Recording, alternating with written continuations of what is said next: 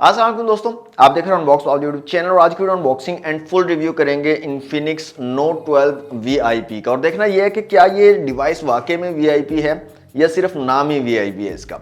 तो अनबॉक्सिंग करेंगे, क्विक सी अनबॉक्सिंग होगी और डिटेल्ड रिव्यू दूंगा इसका, प्रोज एंड कॉन्स आपको बताऊंगा ताकि आपको क्लियर हो जाए कि इस डिवाइस को परचेज करना चाहिए या नहीं करना चाहिए। और आप लोगों के लिए ना एक क्वेश्चन भी है इस वीडियो में और उस क्वेश्चन का आंसर आपने देना है कमेंट बॉक्स में, लाजमी देना है, मैं वेट करूंगा। अच्छा, ये डिवाइस 8GB रैम और 256GB इंटरनल स्टोरेज के साथ है, ग्रे कलर है। तो जल्दी से अनबॉक्सिंग करते हैं, क्विक सी अनबॉक्सिंग होगी और उसके बाद बात करते हैं डिटेल के साथ इन्फिनिक्स नोट 12 वीआईपी के बारे में।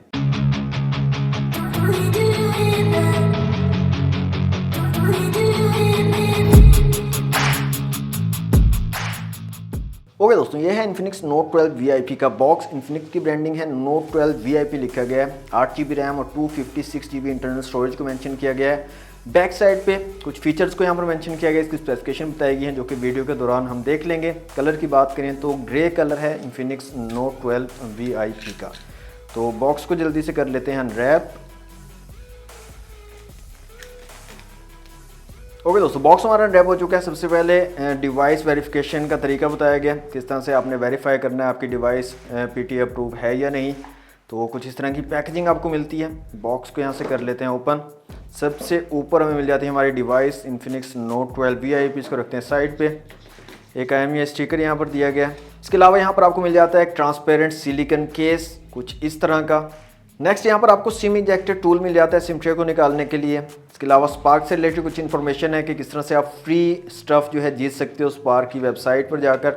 इसके अलावा वारंटी कार्ड आपको मिल रहा है। एक आपको यहाँ पर ग्लास प्रोटेक्टर दिया जा रहा है। आउट ऑफ द बॉक्स आपको ग्लास प्रोटेक्टर भी मिल जाता है जो कि अच्छी चीज़ है, क्योंकि अक्सर ऐसी डिवाइसेस होती हैं जिनका ग्लास प्रोटेक्टर काफ़ी टाइम के बाद जो है मार्केट में आता है।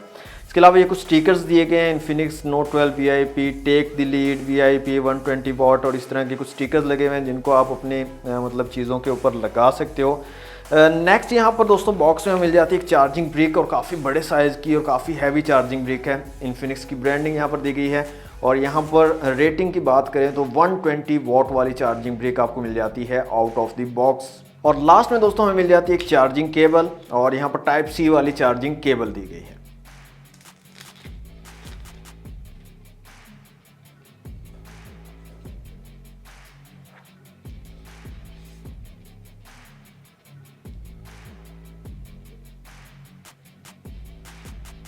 दोस्तों अनबॉक्सिंग आपने देख ली इन्फिनिक्स नोट 12 वीआईपी की। सबसे पहले फिजिकल ओवरव्यू की अगर बात करें तो साइड पे आपको पावर बटन और वॉल्यूम रॉकर कीज मिल जाती हैं। साइड माउंटेड फिंगरप्रिंट सेंसर यहाँ पर दिया गया है। ऊपर की तरफ नॉइज कैंसिलेशन के लिए माइक दिया गया है। स्पीकर की एक आउटपुट आपको ऊपर की तरफ मिल जाती है। साइड पे सिम ट्रे है, नीचे 3.5mm का जैक है, माइक है, टाइप C की पोर्ट है और एक आउटपुट स्पीकर की आपको नीचे की तरफ मिल जाती है। बैक साइड पे ट्रिपल कैमरा सेटअप दिया गया, साथ में क्वाड LED फ्लैश है, लेजर ऑटो फोकस का यहाँ पर फीचर आपको मिल जाता है। वीआईपी लिखा गया है, नीचे इन्फिनिक्स की ब्रांडिंग है। बैक और फ्रंट साइड पे ग्लास है, बैक साइड पे AG ग्लास का यूज किया गया है। मैट फिनिश है, फिंगरप्रिंट वगैरह इतने ज्यादा यहाँ पर नहीं आते हैं। थिकनेस काफी कम है, 7.8 7.9 mm की थिकनेस आपको मिल जाती है और तकरीबन 190 ग्राम के करीब जो है आपको इसका वेट मिलता है इस डिवाइस का। तो काफ़ी लाइट वेट सी डिवाइस है और हैंड ग्रिप काफ़ी ठीक ठाक है, लेकिन चौड़ा मुझे थोड़ा सा ज़्यादा लगा है। ये इन्फिनिक्स 12 वीआईपी जो है चौड़ाई में थोड़ा ज़्यादा है। अगर आपके हाथ थोड़े छोटे हैं ना तो आपको थोड़ा सा प्रॉब्लम होगा, बाकी अदरवाइज हाथ अगर नॉर्मल साइज़ के हाथ हैं तो ग्रिप वगैरह काफ़ी अच्छी आपको यहाँ पर मिल जाती है इस डिवाइस में। डिस्प्ले के दोस्तों यहाँ पर बात करें तो 6.7 इंच का एक सुपर एमोलेड डिस्प्ले यहाँ पर लगाया गया। फुल HD प्लस की रेजोल्यूशन है, 120 हर्ट्ज का फास्ट रिफ्रेश रेट आपको मिल जाता है, 360 हर्ट्ज का टच सैम्पलिंग रेट दिया गया है, पंच होल डिस्प्ले है और यूज करने में काफी ज्यादा स्मूथ है। 120 हर्ट्ज का जो रिफ्रेश रेट है उसकी वजह से काफी स्मूथ लगता है ये यूज करने में, किसी किस्म का हैंग वगैरह का इशू यहाँ पर नहीं नजर आया मुझे। इसके अलावा अगर आप मल्टीमीडिया का एक्सपीरियंस करते हो तो काफी कमाल का एक्सपीरियंस निकल कर आ जाता है। कलर्स वगैरह काफी एक्यूरेट यहाँ पर निकल कर आते हैं और जो OTT प्लेटफॉर्म्स हैं वो भी आप HD क्वालिटी में जो है कंज्यूम कर सकते हो। HDR का सपोर्ट यहाँ पर आपको नहीं मिलता। अगर आप HDR कंटेंट देखना चाह रहे हो तो वो आप यहाँ पर अच्छे तरीके से एक्सपीरियंस नहीं कर पाओगे। बाकी ओवरऑल जो डिस्प्ले की क्वालिटी है वो मुझे काफ़ी अच्छी लगी है। अच्छा, एक चीज़ यहाँ पर मैं कहना चाहूँगा इन्फिनिक्स को कि थोड़ा ना जो इनके आइकन्स हैं, जो UI का ओवरऑल लुक है ना उसको थोड़ा इन्हेंस करने की ज़रूरत है। अब अगर आप इन्फिनिक्स का कोई IPS डिस्प्ले वाला फ़ोन उठा लें और एक साइड पे आप एक एमोलेड डिस्प्ले वाला फ़ोन रखें तो आपको इतना ज़्यादा फील नहीं होगा फ़र्क, मतलब एक जैसा लगता है। इनको चाहिए थोड़े वाइब्रेंट कलर्स जो है ऐड करें अपने आइकन्स में, ताकि अगर एमोलेड डिस्प्ले हो तो उसमें ज़रा खूबसूरत लगे, लुक जो है वो पता लगे कि हाँ वाकई यार एक एमोलेड डिस्प्ले वाला फ़ोन हमने यूज़ किया है। तो इस तरह का थोड़ा ना हल्के कलर जो है यहाँ पर लगते हैं इस डिस्प्ले के अंदर। अब ब्राइटनेस की यहाँ पर बात करें तो ठीक ठाक लगी है मुझे ब्राइटनेस, यहाँ पर 700 निट्स की पीक ब्राइटनेस आपको मिल जाती है। लेकिन ये जो प्राइस कैटेगरी आ रही है, जिस प्राइस टैग में डिवाइस आ रही है, उस हिसाब से मुझे कम लगी है। आउटडोर में किसी किसी टाइम पे आपको लगेगा कि आपकी जो डिवाइस है वो अच्छी तरह ब्राइटर नहीं है, आपको काफ़ी जगहों पर इस तरह से फील होगा कि आपको चीज़ें ठीक से नज़र नहीं आ रही है। तो यहाँ पर कम से कम जहाँ तक मेरा अंदाज़ा है 1100 निट्स की पीक ब्राइटनेस देनी चाहिए थी इन्फिनिक्स को सुपर एमोलेड डिस्प्ले के साथ में। तो ओवरऑल जो डिस्प्ले है वो काफ़ी ज़बरदस्त मुझे लगा है। सिर्फ एक ब्राइटनेस का थोड़ा सा इशू यहाँ पर मुझे लगा, और दूसरा इनका जो UI है उसके कलर्स थोड़े से अगर वाइब्रेंट हो जाए ज़्यादा तो काफ़ी अच्छा कूल जो है इफेक्ट आपको मिल सकता है। कैमरास की दोस्तों यहाँ पर बात करें तो रेयर में ट्रिपल कैमरा सेटअप दिया गया है। 108 मेगापिक्सल का मेन सेंसर है, 13 मेगापिक्सल का अल्ट्रा वाइड और 2 मेगापिक्सल का डेप्थ सेंसर यहाँ पर आपको मिल जाता है। लेजर ऑटो फोकस का यहाँ पर फीचर दिया गया है और इस डिवाइस का फोकस जो है वो मुझे काफ़ी ज़्यादा पसंद आया है, काफ़ी तेज़ और एक्यूरेट फोकस करती है ये डिवाइस। इसके अलावा ओवरऑल जो इमेज की क्वालिटी है वो भी काफ़ी डिसेंट मुझे लगी है। 108 मेगापिक्सल से काफ़ी सारी इमेजेस मैंने क्लिक की हैं, काफ़ी डिटेल्ड इमेज कैप्चर कर सकते हो आप, और इमेज को आप अगर जूम भी कर ले तो काफ़ी ज़्यादा जूम भी करते हो तो तब भी काफ़ी डिटेल्स जो हैं रहती हैं, ज़्यादा पिक्सल जो हैं फटते नहीं हैं। तो ये चीज़ मुझे काफ़ी ज़्यादा पसंद आई है। थोड़ा सा ना एक्सपोजर में इशू है, इन्फिनिक्स को इस पर काम करना चाहिए, एक्सपोजर को जो है बेहतर करना चाहिए। डायनामिक रेंज में थोड़ा सा इशू मुझे लगा। इसके साथ साथ जो ह्यूमन स्किन है उसके ऊपर जो है ना कांस्टेंट कलर नहीं रख पा रही है, मतलब कभी ज़्यादा जो है लाल लाल सा चेहरा कर देता है, कभी बिल्कुल ठीक एक्यूरेट आ जाता है और कभी ज़्यादा डार्क कर देता है। तो इस तरह से ना थोड़ा मतलब चेंज होता रहा है, कांस्टेंट जो है ह्यूमन स्किन पर कलर को नहीं रख पाया है ये।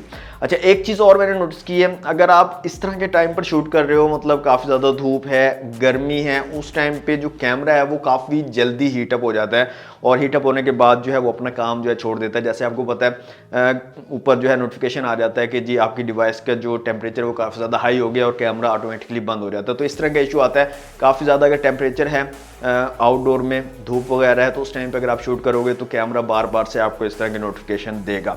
बाकी ओवरऑल जो है कैमरा की क्वालिटी मुझे डिसेंट लगी है। अल्ट्रा वाइड सेंसर जो है उसकी भी क्वालिटी काफ़ी अच्छी है, अल्ट्रा वाइड सेंसर से भी काफ़ी अच्छी इमेजेस आप क्लिक कर सकते हो। 10x तक आप जो है यहाँ पर जूम कर सकते हो, और जूम मुझे कोई इतना खास पसंद नहीं आया, जूम का कोई फायदा नहीं होगा, बिल्कुल बेकार इमेज को कर देता है, पिक्सलेट कर देता है इमेज को। जबकि जिस प्राइस कैटेगरी में डिवाइस आ रही थी यहाँ पर एक टेलीफोटो लेंस होना चाहिए था ताकि कुछ जूम जो है आप करके इमेज जो है अच्छी क्लिक कर सकते। तो यहाँ पर टेलीफोटो लेंस नहीं मिलता, सिंपल जो है 10x का जूम है और बिल्कुल बेकार जो है उसकी क्वालिटी बिल्कुल बेकार आपको मिलेगी। इसके अलावा वीडियो रेजोल्यूशन सिर्फ 2K तक जाता है, 2K वीडियो रेजोल्यूशन आपको मिलेगा, जो कि मेरे ख्याल में अगेन एक कमी है। इसमें 4K तक होना चाहिए था और 30-60 FPS के ऑप्शन भी यहाँ पर होने चाहिए थे, क्योंकि ये काफ़ी हाई लेवल की एक डिवाइस बन जाती है प्राइस कैटेगरी को अगर देखें तो 2K तक वीडियो रेजोल्यूशन है। अल्ट्रा स्टडी मोड आपको मिलता है, लेकिन उससे वीडियो इतनी ज़्यादा स्टेबलाइज नहीं हो पाती है, जबकि इस प्राइस कैटेगरी में OIS का सपोर्ट मिलना चाहिए था।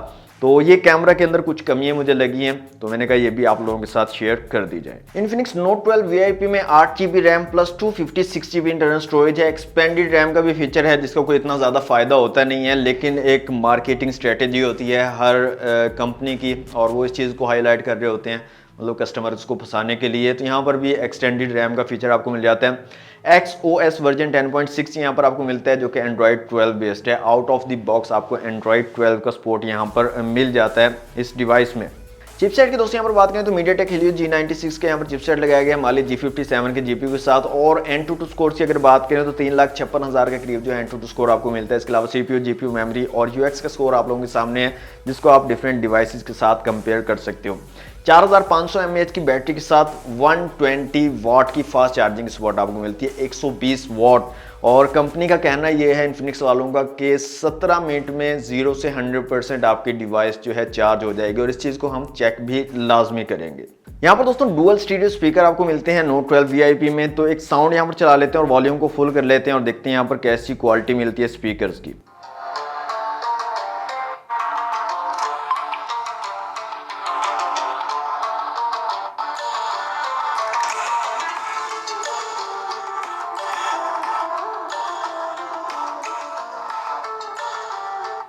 तो डुअल स्टीरियो स्पीकर है और जो साउंड क्वालिटी है मुझे काफ़ी ज़्यादा पसंद आई है इन्फिनिक्स नोट 12 VIP की। तो ओवरऑल डिवाइस दोस्तों काफ़ी ज़बरदस्त है। कॉल क्वालिटी मुझे काफ़ी अच्छी लगी इस डिवाइस की। सिग्नल स्ट्रेंथ काफ़ी अच्छी यहाँ पर मिल जाती है आपको। इंटरनेट की स्पीड काफ़ी ज़बरदस्त रही, कोई इशू मुझे इंटरनेट की स्पीड में नहीं आया। चाहे आप सिम का यूज़ करते हो, चाहे आप वाईफाई यूज़ करते हो, दोनों तरह से इंटरनेट काफ़ी ज़बरदस्त यहाँ पर मुझे मिला है, कोई इशू मुझे फील नहीं हुआ है। अच्छा, एक प्रॉब्लम ऑलमोस्ट तमाम जो इन्फिनिक्स की डिवाइसेस हैं उन सब में मुझे फेस करना पड़ा। मैंने इन्फिनिक्स नोट 7 यूज़ की, इन्फिनिक्स नोट 11, नोट 12 VIP मैंने पर्सनली यूज़ करके देखी है। एक प्रॉब्लम जो है वो इसके UI का प्रॉब्लम आप बोल लें, जो मुझे हर डिवाइस में फेस करना पड़ा, और वो है कि इसके अंदर जो एप्लीकेशंस हैं वो ऑटोमेटिकली क्रैश होती रहती हैं।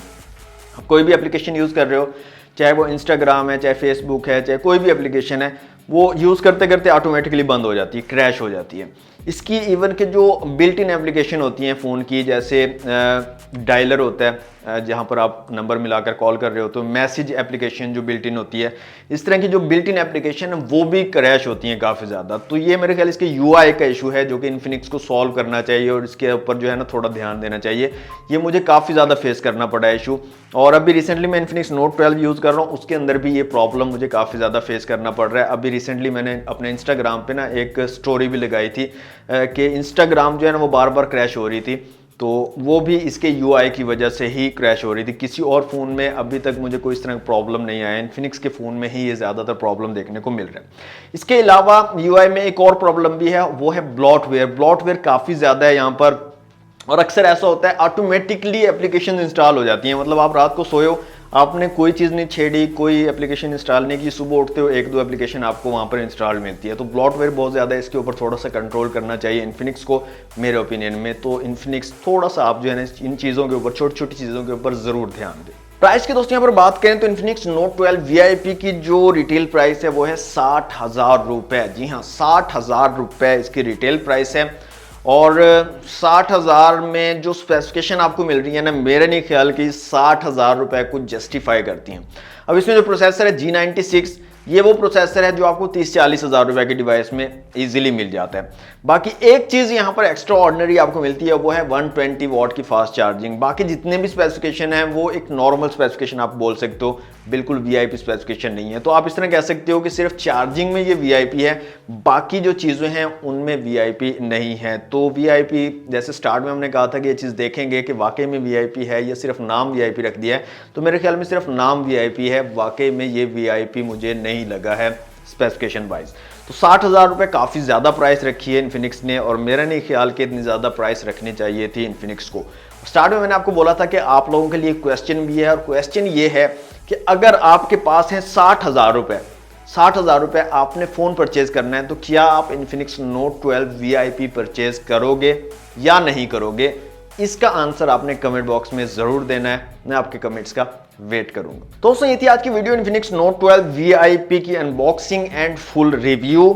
मेरे ख्याल में काफ़ी सारी ऐसी चीज़ें हैं जिनमें इन्फिनिक्स को इम्प्रूव करने की ज़रूरत है, और इन्फिनिक्स को थोड़ा ध्यान देना चाहिए इन तमाम चीज़ों पर, और इनको इम्प्रूव जल्द से जल्द करना चाहिए। तो आज के लिए दोस्तों इतना ही। वीडियो अच्छी लगी है तो लाइक और शेयर कीजिएगा, चैनल पर फर्स्ट टाइम आया तो सब्सक्राइब करके बेल नोटिफिकेशन को ऑन कर लीजिएगा। मिलते हैं नेक्स्ट वीडियो में। Thanks for watching. अल्लाह हाफिज़।